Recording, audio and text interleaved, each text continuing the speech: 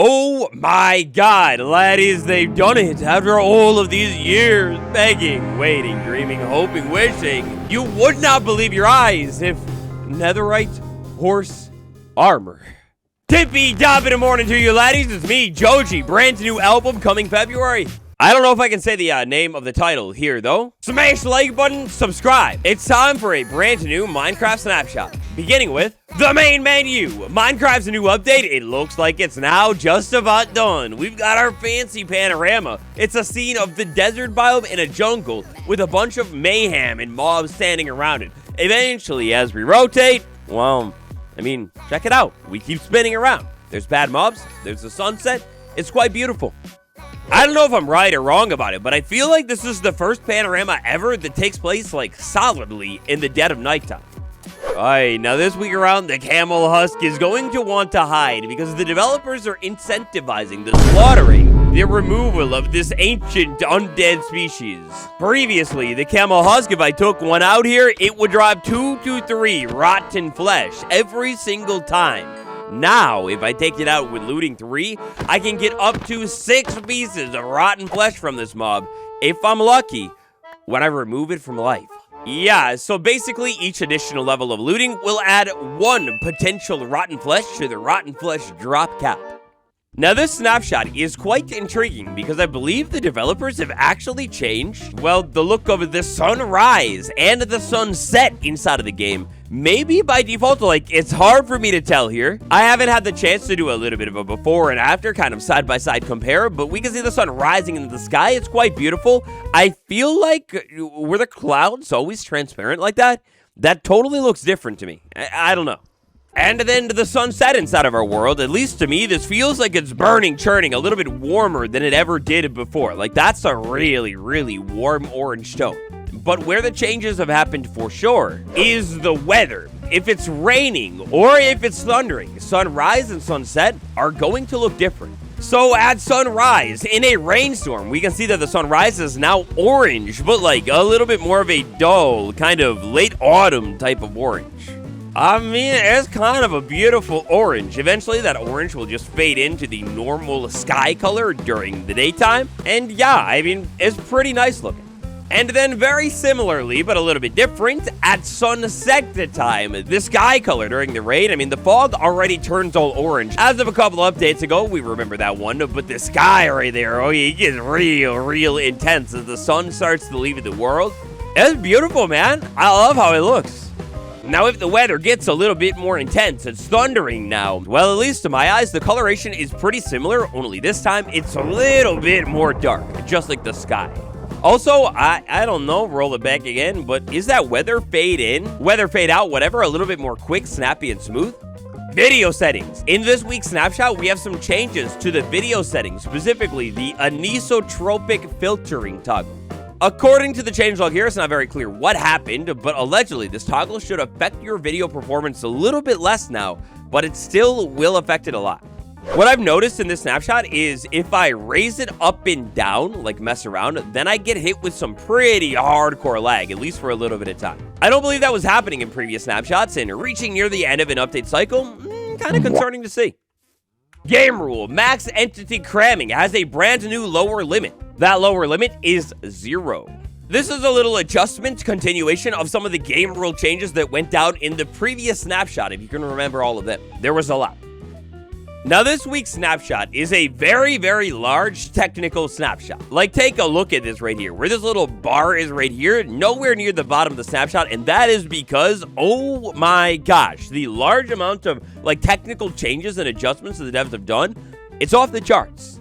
Now, we're going to dive into even more of them in a second here, but we'll start off with spawn conditions. There are a bunch of brand new spawn conditions that have been added to the game that, at least as far as I am aware, for the most part, are unused right now. The game can now check for specific biomes, and then if the biome is correct, well, then an entity will be able to spawn there. The game can now check about moon brightness, which is very intriguing. I wonder why they would be doing that. And then finally, structures. I wonder if this is maybe a step towards having mobs inside of, say, the woodland mansion be able to actually respawn. We've also got a change to the spear in this week's snapshot. Now, the changelog is quite vague on this one, but the spear's charge attack is now going to be a little bit less forgiving. What that specifically means? I think it has to do with maybe like the specific angle, momentum, everything like that you need to be moving for the charge attack to actually work. Like, I'm noticing that with sheep and just other mobs in general, I need to be a little bit more spot on when I'm charging and running at something to actually deal a little bit of damage. I've also still noticed that if entities hide inside of, like, non-full blocks, they seem to be able to dodge the spear a whole lot more still. So that's broken. Overall, the spear on Java is still absolutely insane, though. Like, in this new update with the spear, once you master this thing, you could deal way more damage and are way more dangerous than really you could have ever been before. Especially when it comes to, like, other mobs in the game. Oh, now in this snapshot, we have a brand new advancement. Oh, I always love an advancement. Now, this one's going to be a little bit tricky. We need to spear 5 mobs with the same charge attack. So, 1, 2, 3, 4, and then, before I run out of time. No, stop moving. No, I lost it. It's your fault. All right, it's no big deal. We get 5 mobs again. Maybe you want to do this in like an enclosed pen or something. We run, we charge, we make sure we jab. No, keep flipping messing up. Hey, look, 3rd tries the charm, no big deal. Maybe I will go ahead and put them there, and then I'll run further. I'm gonna run, I'm gonna charge, I'm gonna attack, I'm gonna poke all of these different mobs. Come on, man, no. All right, it's actually quite tricky to pull off, but there we go. I got it, just like that. You gotta be able to poke 5 mobs all before your spear's charge runs out. Maybe tips and tricks. I'm not that guy to be able to hand them out quite yet. I'll practice a little bit more, and maybe next time I'll hit you with some. All right, the elephant in the room, we must address it. At last, netherite horse armor, it's been added to the game. Look at that texture. Oi, that's clean. So out of our horse armors that we now have in the game, we have every single one of them. At least, almost. We need chain horse armor now, devs. Come on. Now, getting your hands on netherite horse armor is going to be unlike getting your hands on any other horse armor in the game. Instead of going out into your world and finding it, in a smithing table, you will need to upgrade diamond horse armor into this brand new item, just like that, so smithing templates are getting a little bit more valuable.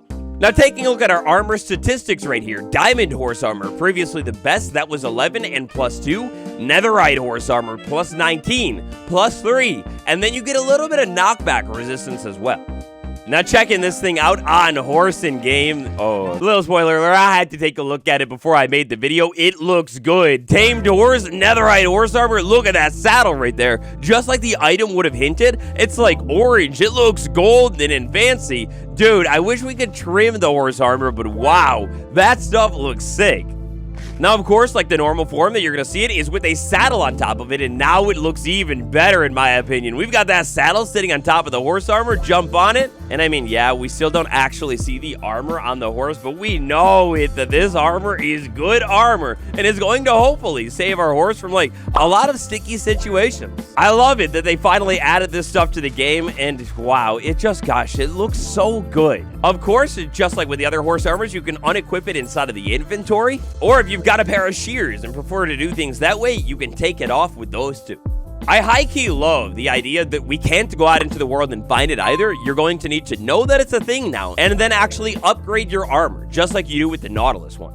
It's quite beautiful, and I just can't believe it. It's finally here. Since the Nether update, we've been waiting.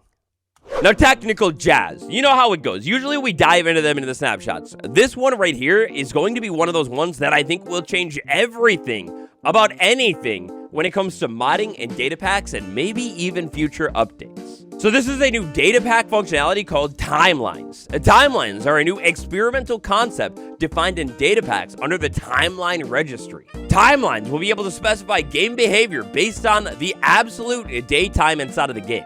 Timelines optionally can specify a period over which they will be repeated. Primarily, timelines are able to modify game behavior or visuals by acting as an environment attribute source to apply environment attribute modifiers.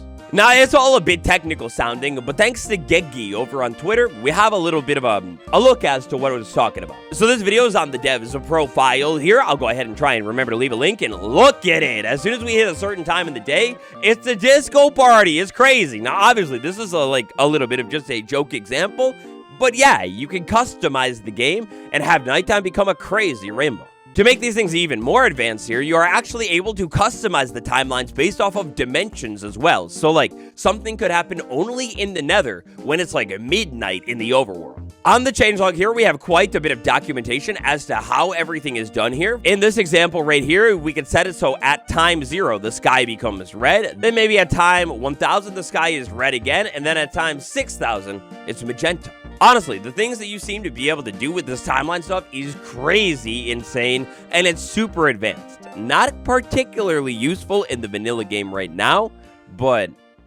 I mean, you gotta wonder.